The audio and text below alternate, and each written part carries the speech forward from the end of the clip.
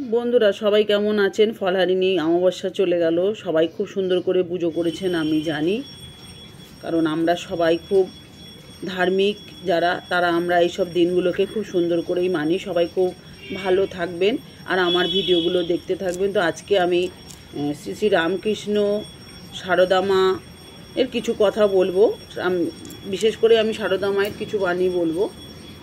তো সেগুলো আপনারা যদি মানে সংসারে প্রয়োগ করেন, নিশ্চয়ই আপনারা সেখান থেকে কিছু ভালো ফল বা মোটিভেশন আপনারা হবেন এই ভিডিওটা থেকে, সেটা আমি বলতে পারি। তো আমার চ্যানেলটাকে একটু সাবস্ক্রিপশন করে রাখবেন, সকলের সাথে শেয়ার করবেন। তো টাকা মাটি মাটি টাকা, যেটা কায়ের সব থেকে বড় আমাদের কাছে সেটা হচ্ছে যত মত তত পথ, টাকা মাটি মাটি টাকা। এটা তো খুব ভালো করেই জানেন শ্রী শ্রী রামকৃষ্ণদেবের অমৃত বাণী। এগুলোই আমাদেরকে সংসারে অনেক পথ দেখায়, অনেকভাবে আমাদের পথকে ঠিক করে। তো আজকে আমি মায়ের কিছু বাণী আপনাদের সাথে শেয়ার করব, শ্রী শ্রী রামকৃষ্ণের বাণীও আমি করব। পরপর আপনারা একটু আমার ভিডিওগুলো দেখুন, আমি বলবো খুব জীবনের জন্য কাজের এই ভিডিওগুলো।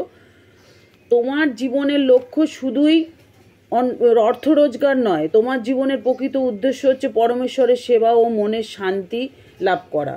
এটা হচ্ছে আমাদের শ্রী শ্রী রামকৃষ্ণদেবের বাণী। আমি আসবো মায়ের কিছু কথা আজকে। মায়ের কথাগুলো আমরা অনেকেই কম বেশি জানি, তবে বেশিরভাগ মানে শ্রী শ্রী রামকৃষ্ণদেবের কথাটাই আমরা বেশি জানি। মায়ের বাণী অতটাও আমরা খুব একটা জানি না, কিন্তু মায়ের বাণী আরও খুব সুন্দর। মা তো আমাদের সকলের মা। মায়ের কথাগুলো আমরা যদি মেনে চলি তাহলে আমাদের জন্য অনেক মানে ভালো হবে আমাদের সংসারে চলার পথে আর কি। আমাদের মা বলছেন, যেমন ফুল নাড়তে চাড়তে ঘ্রাণ বের হয়, চন্দন ঘষতে ঘষতে গন্ধ বের হয়, তেমনি ভগবত তত্ত্ব আলোচনা করতে করতে তত্ত্বজ্ঞানের উদয় হয়। নির্বাসনা যদি হতে পারো তো এক্ষুনি হও। মা আরও বলছেন, স্বামী বলো, পুত্র বলো, দেহ বলো, সবই কিন্তু আমাদের মায়া। এই সব মায়ার বন্ধন কাটাতে যদি না পারো তাহলে কিছুই হয় না। দেহে মায়া, দেহাত্ম বুদ্ধি, শেষে এটাকেই কিন্তু কাটাতে হয়। কিসের দেহ? মা দেড়শের সে ছাই বটে, তো আর কিছু নয়। তার আবার গরব কিসের? যত বড় দেহখানাই হোক না কেন, পুড়লে ওই দেড়শের ছাই ছাড়া আর কিছুই খুঁজে পাওয়া যায় না। মা আবারও বলছেন, মানুষের মনে আঘাত দিয়ে কি কথা বলতে আছে? কথা সত্য হলে অপ্রিয় করে বলতে নেই, শেষে ওইরূপ স্বভাব হয়ে যায়।